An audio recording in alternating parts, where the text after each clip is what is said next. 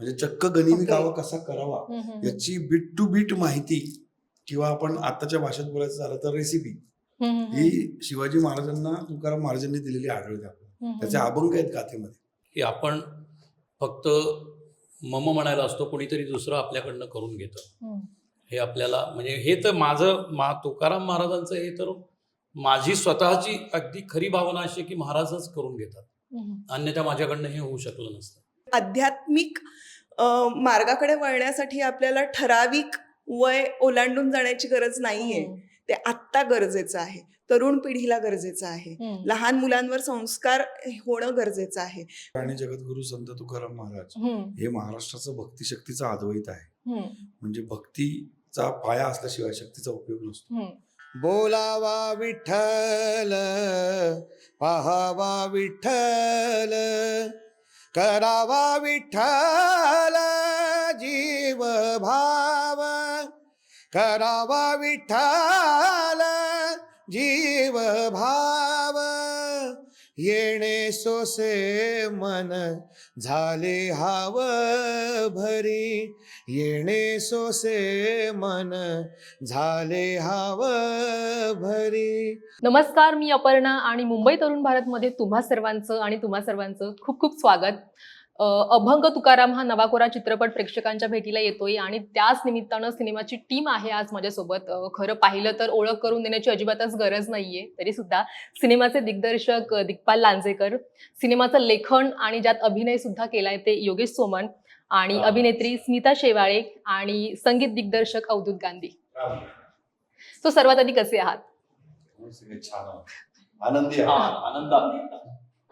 Okay, so सिनेमाचं promotion तर सुरूच आहे. तुम्हाला बऱ्याच जणांनी हा प्रश्न विचारला असेल. हा प्रश्न खरं तर तुमच्यासाठी आणि तुम्हा दोघांसाठी आहे, योगेश सर आणि दिग्पाल सर, तुमच्यासाठी, की तुकाराम महाराजांच्या जीवनावर बरेच चित्रपट आणि मालिका आलेल्या आहेत. मग अभंग तुकारामची संकल्पना कशी आली डोक्यात आणि प्रेक्षकांसमोर आणावं हे का सुचलं?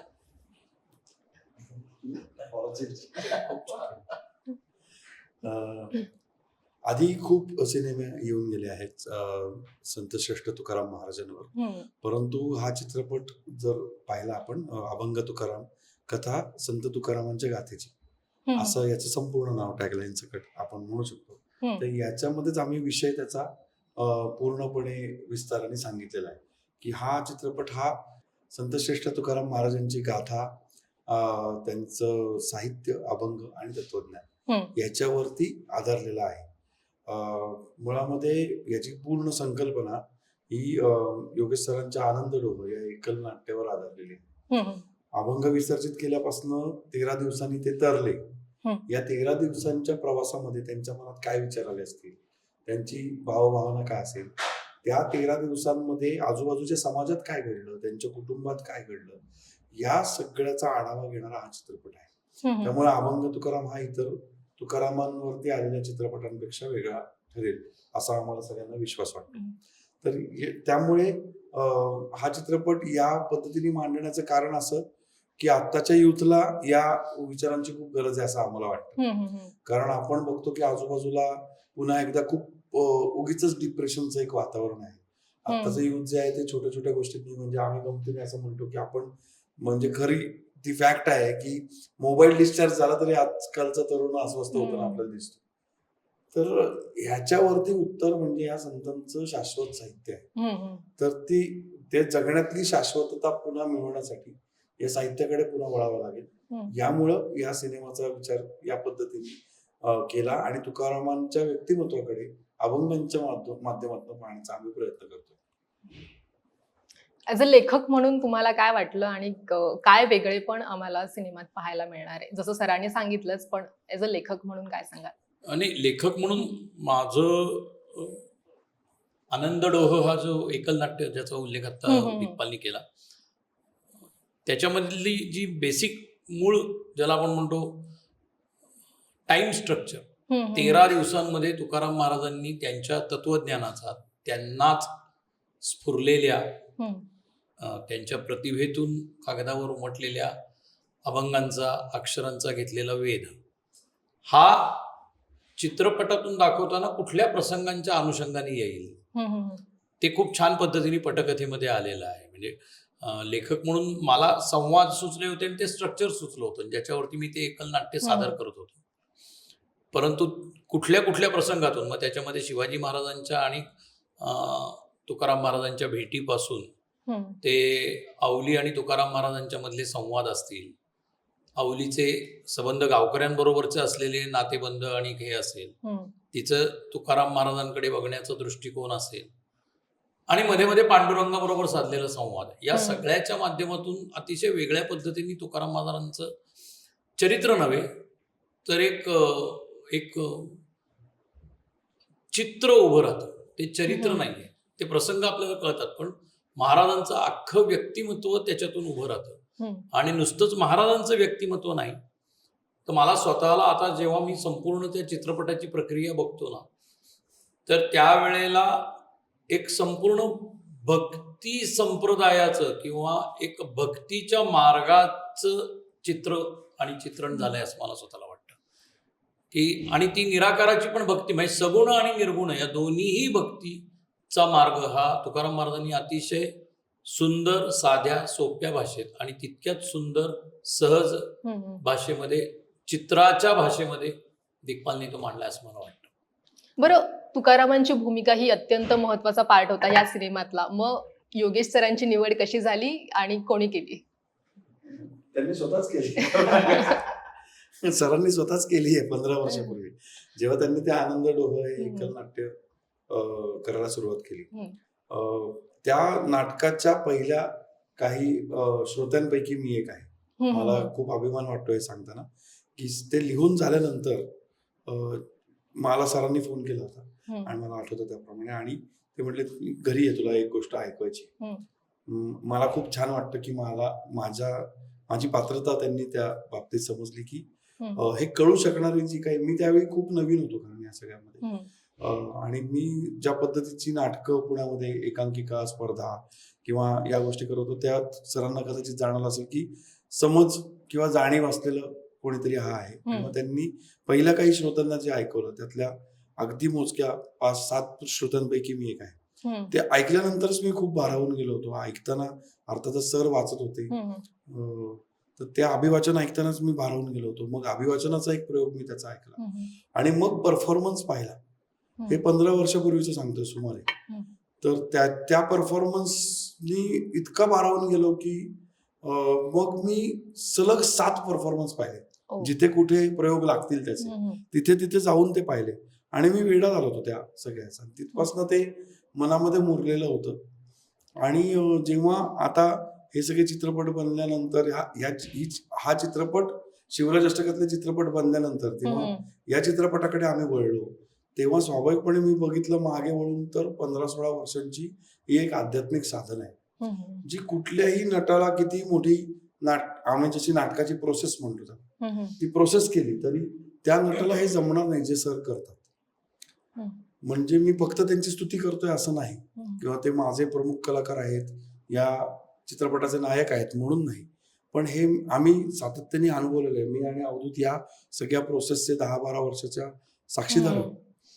आणि या गेल्या 1-1.5 वर्षामध्ये स्मिता सुद्धा, की त्यांनी ज्या पद्धतीची आध्यात्मिक साधना केलेली आहे या तुकारामांची भूमिका साकारताना, तर नुसतं तालीम नाहीये त्याच्यामध्ये, रिहर्सल नाहीये. ते म्हणजे मला नाही वाटत की त्यांनी कुठली रिहर्सल केली असेल त्याच्यावर, की अमुक एक पद्धतीने बसायचंच आहे, अमुक एक पद्धतीने टाळ धरायचे आहेत. मी नाटकाबद्दल बोलतोय तर ते आतून येतं त्यांच्या. आणि आम्ही सगळ्यांनी म्हणजे ज्यांनी चित्रीकरण चालू असताना सुद्धा आमचे जे प्रसिद्धी माध्यम प्रमुख आहेत गणेश गारगोटे, त्यांनी भेट दिली होती किंवा निर्मात्यांनी भेट दिली होती, तर ते म्हणले की असं सरांकडे बघितल्यावर वाटतच नाही ते योगेश म्हणून, तिथे त्यांना बघताना तुकारामच दिसतात आम्हाला. तर हे जे आहे ते कुठल्याही आध्यात्मिक साधनाशिवाय शक्य नाही. आणि त्यामुळं स्वाभाविकपणे योगेश सर यांच्या व्यतिरिक्त माझं कुठलंच दुसरं ऑप्शनच नव्हतं माझ्यासमोर. आणि म्हणजे इतकं होतं की सर नाही म्हटलं तर मग नाही करायचं, कारण या चित्रपटाची महती इतकी आहे, त्या स्क्रिप्टची मागणी अशी आहे की त्याच्यासाठी तुम्हाला साधना करायला हवी, त्याच्यासाठी वरवरची तालीम उपयोगाची नाही. म्हणजे इतकं खरंच बोलणं आमच्या सगळ्यांमध्ये झालं होतं. हम्म. म्हणजे सरांना आज पहिल्यांदा कळत असेल, पण मी अवधूत किंवा आमची जी क्रिएटिव्ह टीम आहे, आमची केतकी गद्रे म्हणून EP आहे देठी प्रोडक्शनची, आमच्या सगळ्यांचं म्हणणं आहे की जर सरांना एनी विच वेज म्हणजे चुकून मागून जर जमलं नाही, त्यांच्या व्यस्ततेमुळे असेल किंवा असेल, जोपर्यंत सर फ्री होत नाही तोपर्यंत सिनेमा नाही करायचा, इथपर्यंत विचार आमचा झाला होता. आणि Okay. सुदैवाने सगळं जुळून आलं. आणि आता 7 नोव्हेंबरला जवळच्या चित्रपटगृहांमध्ये सगळ्यांचा हा चित्रपट येणार आहे. स्मिता, तुमच्याकडे येईल की अर्थातच दिग्पाल सरांच्या आधीच्या सिनेमात सुद्धा तुम्ही काम केलंच आहे, पण जिजाबाई ही भूमिका फार वेगळी आहे. एका वेळी त्या फार रागीट आहेत, दुसऱ्या ठिकाणी त्या अत्यंत प्रेमळ असा त्यांचा स्वभाव आहे. जेव्हा ही भूमिका आली तेव्हा काय विचार होता आणि कधी ही भूमिका तुमच्याकडे आली? मला आठवतं की मुक्ताईचं आम्ही प्रमोशन करत होतो आणि त्यावेळेला मला दिग्पालने विचारलं की पुढच्या महिन्यातला तारखा आहेत का आणि आपण हा चित्रपट करतोय. तर मला ते ओव्हरवेल्मिंग फिलिंग होतं माझ्यासाठी, कारण ही भूमिका मला तो विचारेल असं खरं तर मला अजिबात वाटलं नव्हतं. आणि ती मिळाल्यानंतर त्याला माहिती आहे की मी थोडा वेळ म्हटलं थांब जरा, मला हे जरा डायजेस्ट होऊ देत, कारण काय होतं, ज्या क्षणी असं काही विचारलं जातं ना, आनंद होतोच कलाकार म्हणून की आपल्याला संधी मिळते, हे छान वाटतं. पण एका क्षणात लक्षात येतं की आता हे सगळं आपल्याला पेलवायचं आहे, ती जबाबदारी आहे आता आपल्यावर. आणि मग तो सगळा गोंधळ डोक्यात सुरू होतो की आता हे कसं करायचं आणि मग मी कशी दिसेन. एकतर स्वतःवर विश्वास, जो मला माझ्यावर विश्वास दाखवलेला आहे तो सार्थ करण्यासाठी लागणारी मेहनत, हे सगळं दिसायला लागतं. आणि ते सगळं माझं झालं. पण मग त्यानंतर अर्थातच त्याची एक प्रोसेस आहे. कुठलीही भूमिका दिल्यानंतर त्या भूमिकेचा अभ्यास कसा करायचा आहे किंवा त्याबद्दलचं काय वाचन आहे, डिस्कशन्स कसे असणार आहेत, हे सगळं त्यांचं आधी काम झालेलं असतं. ते मला दिल्यामुळे अर्थात ते नंतर सोपं जातं. पण परत एक जबाबदारी असते की आता त्याला जशी अवली दिसतेय तशी मला दिसावी आणि ती तशी साकार व्हावी, ती तशी दिसावी चित्रपटामध्ये. तर त्यासाठी मेहनत भरपूर होती. आणि अवली आत्तापर्यंत मला असं वाटतं रागीट आहे, चिडचिड करणारी अवली आहे, ही सगळ्यांना माहिती आहे. आणि पण ही अवली, हिची आणखीनही काही बाजू असतील ना, तिचे खूप शेड्स होते, कारण ती वास्तववादी होती. मला असं वाटतं की भक्ती मार्गात लीन झालेल्या नवऱ्याला त्याला सांभाळायचं, तिचा संसार सांभाळायचा आणि त्यांचा सहवास हवा म्हणून तिचा जो काही हट्ट होता, त्यामुळे तिची जी चिडचिड होती ना, तर त्यामुळे ती भावनिक गुंतागुंत पण आहे. पण मला ह्याच्यामध्ये असं वाटतं की अवलीला खऱ्या अर्थानं भक्ती, कर्तव्य आणि समर्पण हे कळलं. म्हणजे त्यामुळे विठू माऊली आधी तिला दर्शन का देतात, एका रूपामध्ये येऊन दर्शन देतात का, कारण समर्पणाचा अर्थच भक्ती मार्ग आहे. आणि तो तिचा संसार करत असताना तो तिला समजला होता. म्हणून संत तुकारामांना सुद्धा तिच्याबद्दल बोललेत खूप अभंगांमध्ये, पण शेवटी ती संत पत्नी होती. हे कुठेतरी नंतर त्यांच्या संतत्वाला जाण्यासाठी मला असं वाटतं कुठेतरी तिचा पाठिंबा होताच. आणि त्यामुळे हे सगळं घडू शकलं. त्यामुळे मोठी जबाबदारी होती आणि अशा पद्धतीचं आपण कॅरेक्टर करतोय याचं जरा भान ठेवून करावं लागलं. अवधूत सर, तुमच्याकडे येईल. मला असं कळलं की तुमचा संत तुकाराम यांच्याशी अगदी जवळचा संबंध आहे. सो ते तर आहेच, मग या सिनेमाशी कसे जोडले गेलात? आणि अर्थात तुम्ही ऑलरेडी एकमेकांना ओळखता खूप चांगले, पण यातली गाणी असतील किंवा हे सगळं कसं जुळून आलं? दिग्पाल आणि मी अनेक वर्षांपासून मित्र आहोत. आमचे विचार खूप म्हणजे आजच्या शुद्ध मराठी ज्याला वेवलेंथ म्हणतात ती चांगली जुळते आमची. आणि मी माझं गाव, माझं सगळं जन्म, माझं बालपण सगळं आळंदी, माऊलींची सेवा, परंपरागत सेवा. आणि जी इंद्रायणी वाहत येत येत देहूवरनं आळंदीला येते. आम्ही असं म्हणतो नेहमी की इंद्रायणी आधी भक्ती घेते देहूला आणि मग ज्ञानाकडे येते. कारण ज्ञान मिळवायचं असेल तर आधी भक्ती लागते. आणि मग तीच इंद्रायणी पुढे पंढरपूरला जाते, ते मोक्षाचं स्थान आहे. आणि भक्ती केल्यानंतर ज्ञान मिळतं मोक्षाकडे जाण्याचं, असा तो एक प्रवास आहे. आणि या सगळ्या परंपरेत वाढल्यामुळं आणि शेकडो वर्षाच्या जुन्या आपल्या पारंपरिक चाली असतील, वारकरी संगीत जे आहे आपल्या महाराष्ट्राचं वैभव असणारं, त्या सगळ्या वातावरणात वाढल्यामुळं कुठंतरी एक असं वाटायचं की हे पुढं समाजापर्यंत पोहोचल्या पाहिजेत या गोष्टी, ज्या खूप चांगल्या आहेत. इतके हजारो लाखो अभंग संतांनी करून ठेवले, सगळं फुकट करून दिलेलं आहे सगळं, त्याच्या कुठल्याही रॉयल्टी आपण संतांना देत नाही. देता येईल तेवढा समाजाने त्रास दिलाय संतांना. पण मग हे पोहोचवायचं असेल तर त्या पद्धतीचं एक व्यासपीठ लागतं. ते व्यासपीठ दिग्पालने उपलब्ध करून दिलं आणि हे इतकं मोठं व्यासपीठ आहे की हे प्रभावी माध्यम आहे अतिशय. आणि यंदाचं वर्ष हे जगद्गुरू तुकाराम महाराजांचं 375वं सदेह वैकुंठगमन वर्ष आहे. त्याचबरोबर कैवल्य साम्राज्य चक्रवर्ती संत श्रेष्ठ ज्ञानेश्वर महाराजांचं 750वं जन्मोत्सव वर्ष आहे. ही दोन्ही औचित्य साधून संत ज्ञानेश्वरांची मुक्ताई एप्रिल महिन्यात आपण सगळीकडे प्रदर्शित केला आणि मग या चित्रपटाचं काम चालू होतं. आणि संगीत दिग्दर्शनाचं म्हणाल तर मी एक मध्यस्थाचं काम केलेलं आहे, कारण या ज्या सगळ्या अभंग 9-10 अभंग गाण्याच्या रूपामध्ये आहेत या चित्रपटामध्ये, त्या ज्या चाली आहेत पारंपरिक चाली आहेत, त्या ऐकतच लहानाचा मोठा झालेला आहे. कुठेतरी वाटायचं की ह्या एका मोठ्या ग्रँडरच्या स्वरूपात जर लोकांसमोर आलं तर किती छान होईल. आणि मग त्या ह्याच्यातनं म्हणजे अर्थात जेव्हा आम्ही एकत्र काम करता करता असं लक्षात आलं की आपण श्री शिवराज अष्टकाच्या माध्यमातून शक्तीचा संस्कार देत आहोत आणि आजच्या काळामध्ये त्याच शक्तीच्या संस्काराबरोबर समाजाला भक्तीचा संस्कार पण देणं गरजेचं आहे. आणि म्हणून अशा चित्रपटांची पण गरज आहे. आजच्या सगळ्या धकाधकीच्या जीवनात, धावपळीच्या जीवनामध्ये सगळीकडं स्ट्रेस, अँझायटी, डिप्रेशन असं सगळं वातावरण आहे. तर कुठेतरी एक शांतता देणारं, मनाला समाधान देणारं एक संत चरित्र जर लोकांपर्यंत पोहोचवता आलं. आणि संगीत एक प्रभावी माध्यम आहे. जेव्हा तुम्ही एखादं अभंग शांतपणे ऐकता, म्हणजे मला या बाबतीत उदाहरण सांगायला आवडेल. फत्ते शिकस्त चित्रपटामध्ये जगद्गुरू तुकाराम महाराजांचा अभंग हेची वेळ देवा नका, तो ज्यावेळेस लॉकडाऊनच्या आधी, कोविडच्या आधीच्या काळात तो चित्रपट प्रदर्शित झाला होता. तर या अभंगाने लॉकडाऊनच्या काळामध्ये अनेक लोकांना बळ दिलेलं आहे, मानसिक बळ दिलेलं आहे.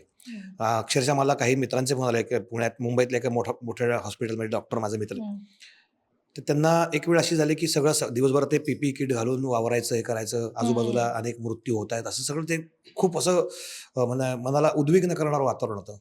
मग त्यांना मित्रांनी सांगितलं की अरे जरा तू हा अभंग ऐक, हे तुला जरा छान वाटेल. त्यांना माहित नव्हतं मी गायलेला आहे म्हणून. आणि जेव्हा ते ऐकायला लागलं तर दिवसभर ते अभंग ऐकायचे भरपूर वेळा. आणि मग जेव्हा मला कळलं, मला फोन अरे या म्हणलं हे माझं नाही कर्तृत्व, ते तुकाराम महाराजांचे शब्द आहेत. आणि जेव्हा तुकाराम महाराज म्हणतात आम्हा घरी धन शब्दांचीच रत्ने, शब्दांचीच शस्त्र यत्ने करू.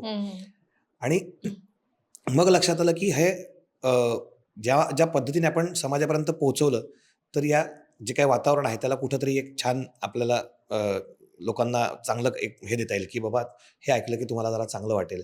हा चित्रपट बघितल्यानंतर तुम्हाला तुमच्या आयुष्याचा कुठेतरी मार्ग सापडेल. कारण संतांच्या बाबतीत म्हणताना असं म्हणतात, मार्ग दावून गेले आधी दयानिधी संत ते, तेण्याची पंथे चालू जाता न पडे गुंता कोठे काही. काय आपल्या आयुष्यातली गुंतागुंत आपणच वाढवून ठेवतो. मग ती जर होऊ द्यायची नसेल तर संतांनी दाखवलेला मार्ग आचरण हे आपल्यासाठी गरजेचं आहे. आणि म्हणून मला वाटतं की मी स्वतःला भाग्यवान समजतो त्यासाठी की हे मला काम इतकं चांगलं करायला मिळालं. बरं, संत तुकारामांचं भरपूर साहित्य उपलब्ध आहे वेगवेगळ्या माध्यमातून, पण या सिनेमाच्या निमित्तानं तुम्हाला आणखीन काय नवीन गवसलं किंवा काय त्यांच्या वंशजांना भेटणं झालं किंवा आणखीन काही नवीन गोष्टी माहिती पडल्या सिनेमाचा अभ्यास करताना? मुळामध्ये आपण सिनेमा जेव्हा या विषयावरचा करतो तेव्हा त्यातल्या अधिकारी व्यक्ती ह्या आपल्याबरोबर मार्गदर्शक म्हणून असतात.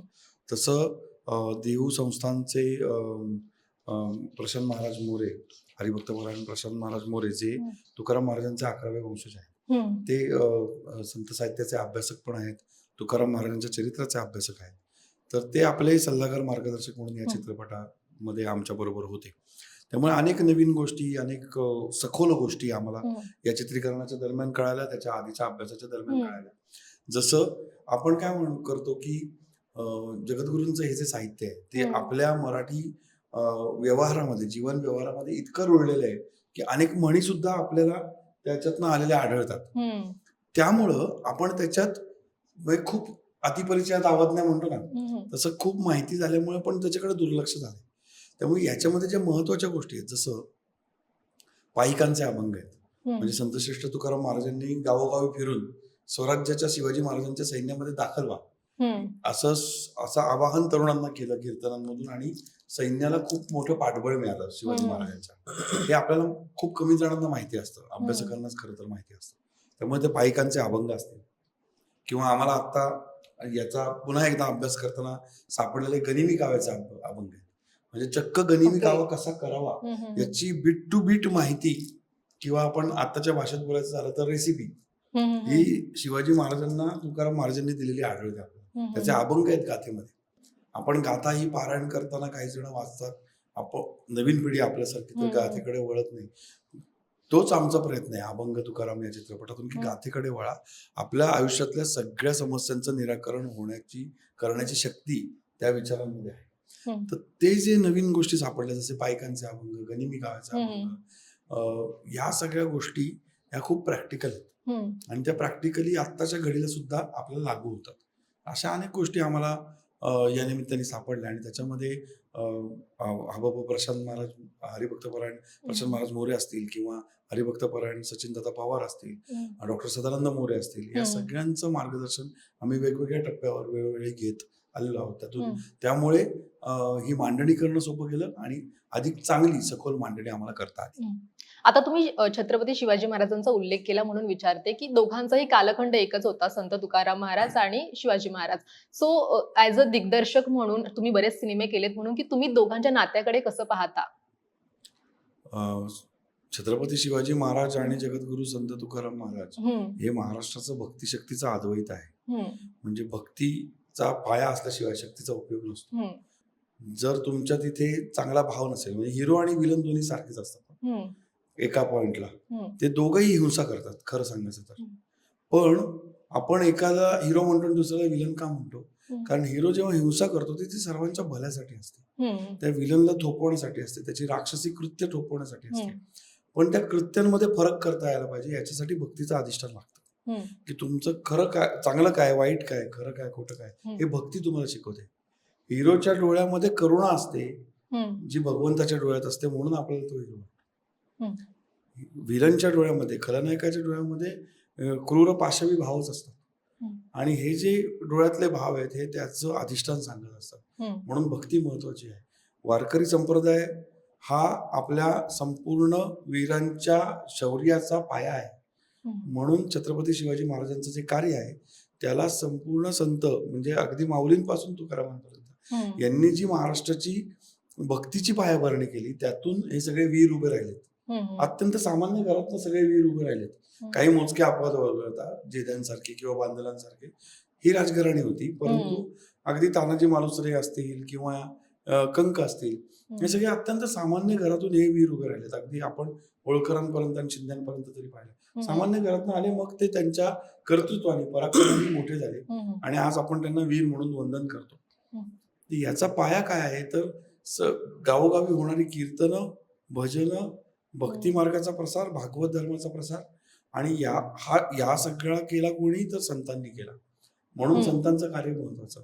म्हणून छत्रपती शिवाजी महाराज आणि तुकाराम महाराज यांचं जे भक्तिशक्तीचा अद्वैत आहे हे आपल्या आत्ताच्या सुद्धा ओळखीसाठी फार महत्वाचं आहे, असं आम्हाला सगळ्यांना वाटतं.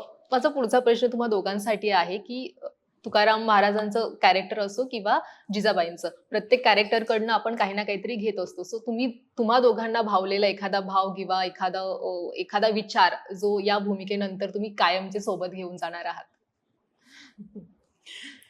मी या दिग्गज लोकांबरोबर जेव्हा काम करते ना, तेव्हा मला असं वाटतं की हे चित्रपट जसे घडतायत तसं मी हळूहळू शिकत चालले आहे, आणि माझं वाचन वाढत चाललंय. कारण यांचं वाचन आधी झालं, यांचं शिक्षण आधी झालेलं आहे, त्यांनी भरपूर त्याच्यावर अभ्यास केला आणि मग ते आता चित्रपट करतायत.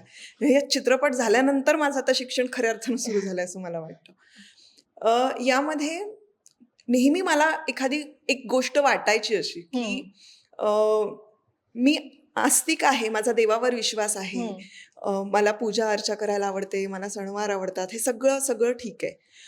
पण ना माझं मन कायम असं खायचं की मी रोज देवपूजा करू शकत नाही, किंवा जे रिच्युअल्स आहेत ते अगदी फॉलो नाही करू शकत. पण या चित्रपटामध्ये जगद्गुरु तुकाराम महाराज हे त्यांच्या अभंगातून सांगतात की उपास तापास करून नवस करून या गोष्टी केल्या म्हणजे भक्ती तुमची झाली असं होत नाही. तर तुम्ही माणसांमध्ये देव शोधायला हवं आणि हे सगळे संत सांगतात. तर मला असं वाटतं की हे चित्रपट केल्यामुळे ना आपल्याला कुठेतरी वाटत असं हेच संत साहित्यामध्ये आहे.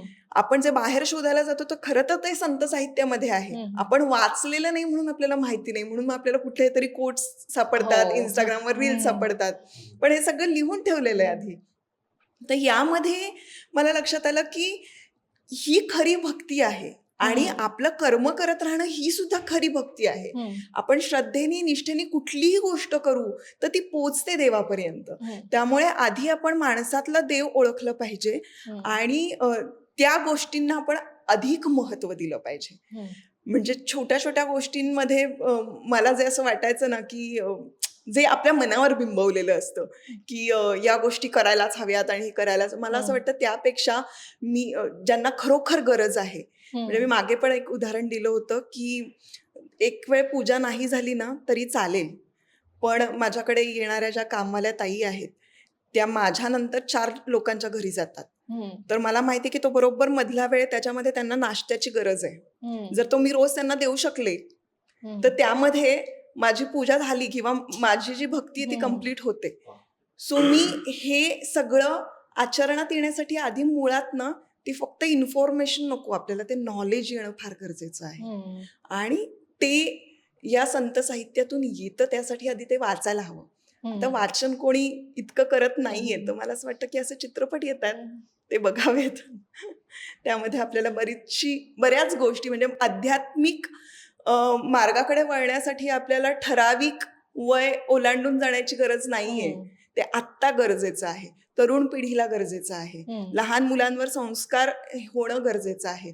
कारण हे सगळं जेव्हा आपण अध्यात्माला जवळ करतो ना तेव्हा आपसुकच आपले मनातले आणि सगळे असे गुंते जे असतात ना ते हळूहळू सुटायला लागतात.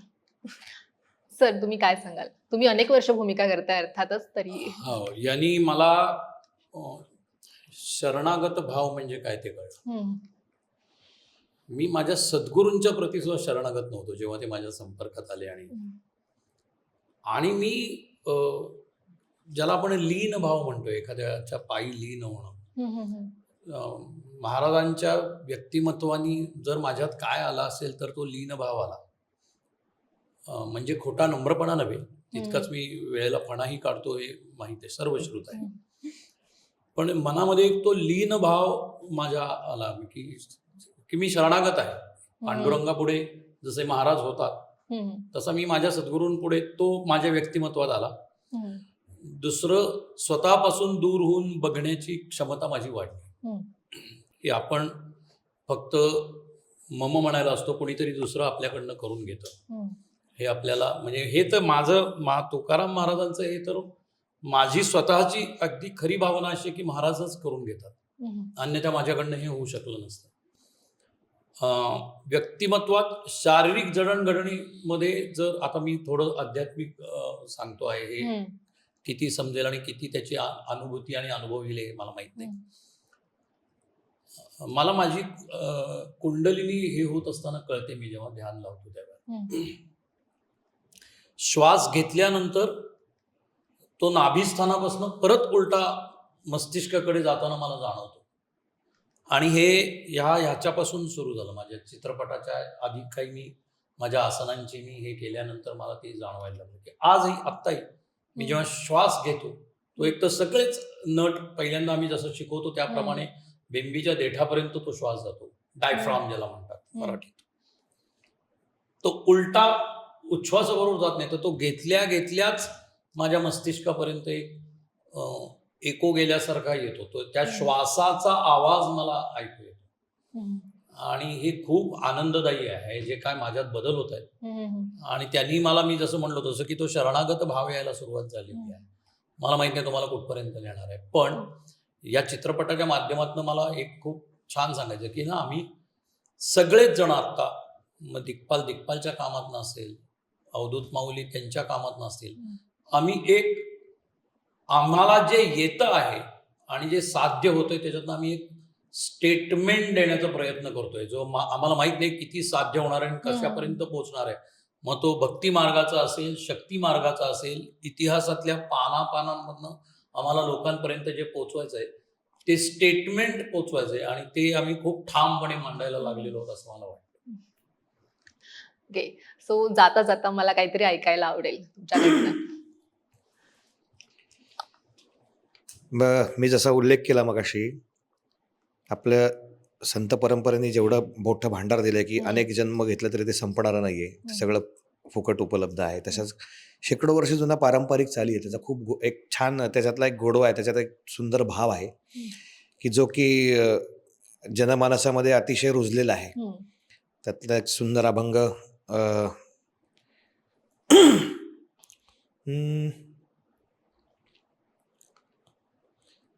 तुकाराम महाराजांचाच अर्थात आपण अभंग तुकाराम करत होतो, अभंग तुकाराम महाराजांचाच आपण या चित्रपटातलाच घेतला तर चालेल ना. मग थोडा तंबोरा लावून घेऊयात.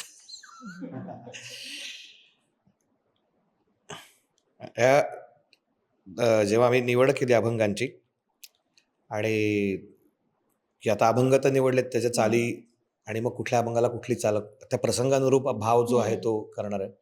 ते एक मला प्रसंग एक किस्सा सांगायला आवडेल की जेथे जातो तिथे हा जो अभंग आहे या चित्रपटातला, त्याच्या मी अनेक चाली दिग्पालला ऐकवल्या की बाबा ही अशी आहे, हे अशी आहे, नाही नाही माऊली, नाही माऊली. आणि हे ऐकत असताना एक खूप साधी सरळ सोपी चाल आहे जी आपण आता युट्यूबवरती ऐकू शकता. तर ती मुद्दाम ऐकवली, म्हटलं ही कशाला आवडेल, खूप साधी चाल आहे, ही कशाला आवडेल असं म्हणून ती ऐकवली नव्हती. आणि भरपूर ऐकवल्यानंतर शेवटी मग म्हटलं आता ही ऐकून बघू, म्हटलं जाऊ दे. आणि अजयदादा आणि दिग्पाल बसला, आम्ही ऑफिसमध्ये अजयदादा दोघं जण बसले ते, आणि मी गायलं की असं असं अजून एक चाल आहे. अरे हे आधी नाही का ऐकवायचं, म्हटलं हे किती चांगलं आहे, किती अशी गंमत झालेली. आणि काय यातले काही अभंग जे आहेत ते आपल्याला ऑलरेडी आधीपासून माहिती आहे. जसं सुंदर ते ध्यान लता दिदींनी गायलेलं आहे, बोलावं विठ्ठल किशोरीताई आमोणकरांनी गायला, अगदी मोठमोठ्या दिग्गजांनी गायलेले अभंग आहे त्याच्यामध्ये. तर मला त्यामुळं थोडंसं हे होतं की पण म्हणलं की पारंपरिक चालींचं जे एक साधेपणा, गोडवा आहे आणि वारकरी संगीताचं वैशिष्ट्य की वारकरी संगीतामध्ये अभंग गाताना, वारकरी गायकीमध्ये काही अपवाद वगळले तर दुसरं चरण अभंगाचं हे ध्रुपद असतं आणि शेवटच्या चरणाची चाल बदलली जाते, असं एक वैशिष्ट्य आहे. तर तेही त्या निमित्ताने आणता आलं.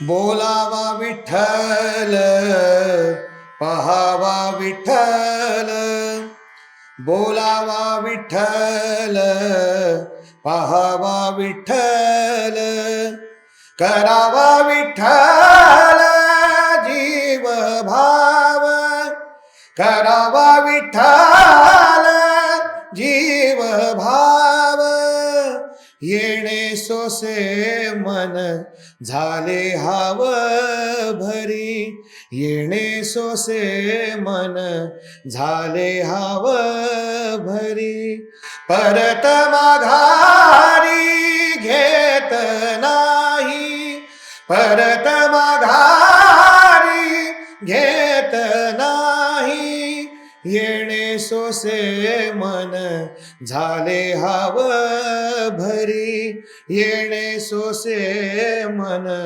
झाले हाव भरी. वा, मस्त, खूप छान, खूप छान. मला या निमित्ताने एक प्रसंगही सांगायचा आहे आणि म्हणजे महाराष्ट्रातल्या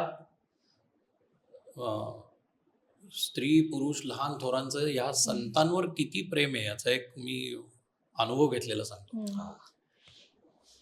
भरतनाट्य मंदिरमध्ये मी माझा साधारण 26वा का 27वा प्रयोग होता आनंद डोचा. आणि त्या तिथपासनं माझा दौरा सुरू होणार होता, जिथे जिथे माऊलींच्या पालखीचा मुक्काम असतो पूर्ण दिवसाचा, तिथे तिथे संध्याकाळी प्रयोग करायचा. तर तो पुण्यातल्या मुक्कामाच्या दिवशी पुण्यातला प्रयोग करून आम्ही पुढे जाणार होतो. त्यामुळं वारीतले म्हणजे संप्रदायातले खूप जण आणि वारीतले ते असे मुक्कामाच्या वेळेला ते फिरत असतात पुण्यामध्ये, कुठे काय असेल त्याप्रमाणे ते आले होते. काहीतरी तुकाराम महाराजांचं आहे म्हणून प्रयोग वगैरे झाला आणि भरतनाट्य मंदिरच्या ह्याच्यातनं मी त्या स्टेजवरनं खाली आलो हे करून. त्याच्यात एक असा होतं, मी आधी असं करायचो की मी प्रेक्षकांमध्ये म्हणजे समष्टीमध्ये महाराज माऊली तुकाराम महाराज समाविष्ट झाले असे असल्यामुळे मी प्रेक्षकांमधनं जायचो, परत स्टेजवर यायचो आणि निघून जायचो. तर ना लोक येतात, नमस्कार वगैरे करतात, तो तर अनुभव यायला लागलेला होता. एक साधारण 65 ते 70 वर्षाच्या आजी होत्या आणि त्या खाली वाकल्या आणि त्या बराच वेळ वर येईनात. मला आपली सवय होती, म्हणजे सद्गुरूंनी सांगितल्याप्रमाणे मी पुन्हा नमस्कार करून हे व्हायचो. तसं मी डोळे मिटून रामकृष्ण हरी म्हणत होतो. तर माझं खाली लक्ष गेलं तर त्यांनी असे हात ठेवले होते जमिनीवर आणि त्या माझ्याकडे बघत होत्या आणि त्यांनी म्हणजे ह्यांनी सांगितलं की इथनं हे हाताच्या पायघड्या हे घातलेलं आहे, तू याच्यावरनं जा हातावर. त्यावेळेला मी त्यांच्याकडे, माझ्या सद्गुरू माझ्या जवळजवळ 25 एक प्रयोग माझ्या बरोबर असायचे, तर मी त्यांच्याकडे पाहिलं आणि त्यांनी पण सांगितलं, जा, त्यांना आता हवंय ते तुझ्याकडनं नाही, त्यांना तो स्पर्श हवाय. तर मला असं म्हणायचंय की कुठल्या कलाकृतीमधनं प्रेक्षक काय घेतील ते त्यांच्या त्यांच्या पद्धतीने घेऊन जातात. तर 7 नोव्हेंबरला ज्या वेळेला आमचा अभंग तुकाराम प्रदर्शित होणार आहे, त्यावेळेला माझी अशी खात्री आहे की आमच्या अभंगांच्या माध्यमातून, आमच्या काया वाचा मनाच्या माध्यमातून प्रेक्षकांपर्यंत आम्ही काय नेऊ हे आम्हाला माहिती नाही, पण प्रेक्षक त्यांना काय हवंय ते सगळं नक्की घेतील. त्यासाठी प्रेक्षागृहापर्यंत त्यांनी यावं आणि ही अनुभूती घ्यावी असं मला वाटतं. नक्कीच, आणि प्रेक्षक हे घेतीलच. मला असं वाटतं आणखीन बरेच अनुभव या चित्रपट रिलीज झाल्यानंतर पाहायला मिळतील. आणि तुम्ही सर्वांनी खूप छान उत्तरं दिलीत. म्हणजे हा इंटरव्ह्यू पेक्षा खूप एक वेगळा अनुभव मला आज मिळाला, की एक आध्यात्मिक जर्नी म्हणतात ना त्याला, तसा एक अनुभव मिळाला. सो चित्रपट 7 नोव्हेंबरला रिलीज होतोय. सो प्रेक्षकांना शेवटचं काय आव्हान करा? अभंग तुकाराम, अभंग तुकाराम कथा संत तुकारामांच्या गाथेची हा चित्रपट तुमच्या जवळच्या चित्रपटगृहामध्ये 7 नोव्हेंबर पासून प्रदर्शित होणार आहे. तुकारामांच्या अभंगांमधून त्यांच्या व्यक्तिमत्वाचा घेतलेला हा वेध तुम्हाला बघायला मिळणार आहे.